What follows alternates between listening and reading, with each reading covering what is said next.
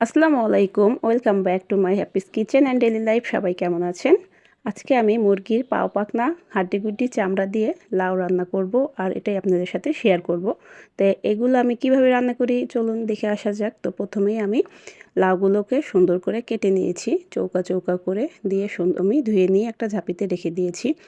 আর পরে মুরগির যে হাড্ডিগুড্ডি থাকে, পা, পাখনা, মাথা, চামড়া, গিলা, এগুলো দিয়ে এই লাউটা রান্না করব। এইগুলো দিয়ে এই লাউ রান্না করলে লাউটা ভীষণ মজা হয়।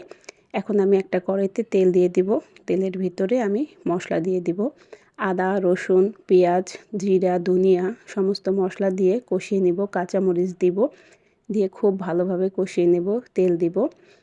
এখন হলুদের গুঁড়া, পরিমাণ মতো লবণ, মরিচের গুঁড়া এগুলো দিব। দিয়ে মশলাটা যত ভালো কষানো হবে ততই কিন্তু এটা খেতে ভালো লাগবে। সব কিছুরই কিন্তু মশলার উপর ডিপেন্ড করে। দিয়ে দিলাম তেজপাতা, গরম মশলা, সাদা এলাচের গুঁড়া দিয়ে আবারও খুব ভালোভাবে আমি এটা নেড়ে চেড়ে নিলাম। এখন এই পা পাখনা হাড্ডিগুড্ডিগুলো আমি মশলার ভিতরে দিয়ে খুব ভালোভাবে কষিয়ে কষিয়ে রান্না করে নিব। এটার যখন তেলটা ছেড়ে দেবে তখন এটা বুঝতে হবে যে রান্না হয়ে গেছে। এই যে তেলটা কিন্তু ছেড়ে দিয়েছে সুন্দর। এখন আমি লাউগুলো দিয়ে দিব। লাউটা দিয়ে এই পর্যায়ে আমি খুব ভালোভাবে নেড়ে চেড়ে নিব। তো এইভাবে একবার হলো বাসায় ট্রাই করে দেখবেন যে লাউ রান্না করলে কতটা সুস্বাদু আর মজাদার হয়।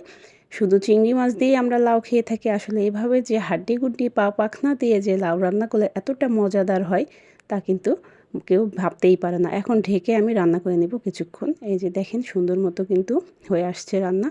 এ পর্যায়ে আমি আবার একটু ভালোভাবে নেড়ে চেড়ে নিব। লাউটা কিন্তু বেশি নরম হয়ে গেলেও কিন্তু ভালো লাগবে না, আবার বেশি শক্ত থাকলেও ভালো লাগবে না। মোটামুটি মিডিয়াম পর্যায়ে লাউটা আমি নামিয়ে বাগার দিয়ে নিব। তেল পেঁয়াজে দিয়ে দেব। এখন একটু পানি দিয়ে দিয়েছি, কারণ আমার মনে হলো একটু পানি লাগবে।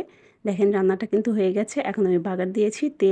তেলের ভিতরে পেঁয়াজ দিয়ে সুন্দরভাবে ভেজে আমি লাউতে ঢেলে দিয়েছি। আমার কিন্তু লাউ রান্নাটা হয়ে এসেছে। দেখেন কত সুন্দর কালার আসছে, দেখেই কিন্তু খুব লোভনীয় মনে হচ্ছে। তো যারা না খেয়েছেন তারা অবশ্যই একবার হলেও বাসায় ট্রাই করে দেখবেন এই খাবারটা কতটা টেস্টি হয়। রুটি দিয়ে খেতেও কিন্তু এই লাউটা ভীষণ মজাদার হয়।